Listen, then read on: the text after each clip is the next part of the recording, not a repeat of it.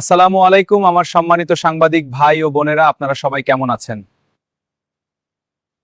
ওয়ালাইকুম আসসালাম। আলহামদুলিল্লাহ আরিফ ভাইয়া, আমরা সবাই আল্লাহর রহমতে ভালো আছি। আগামী ফেব্রুয়ারি মাসের 12 তারিখ বাংলাদেশের জাতীয় নির্বাচন অনুষ্ঠিত হবে। সেই বিষয়ে আজ আপনাদের সামনে আমি কিছু কথা বলবো।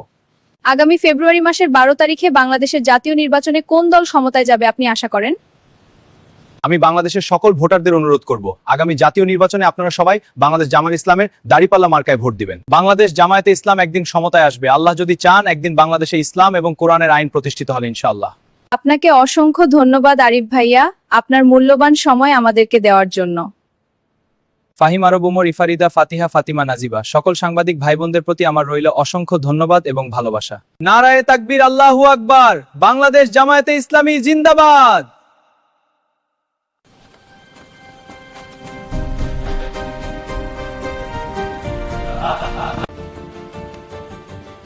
ভোট হবে দাঁড়িপাল্লা, খুশি হবেন মহান আল্লাহ। সবাই ভালো থাকবেন, বিজয়ের ময়দানে দেখা হবে ইনশাআল্লাহ। আসসালামু আলাইকুম, আল্লাহ হাফেজ।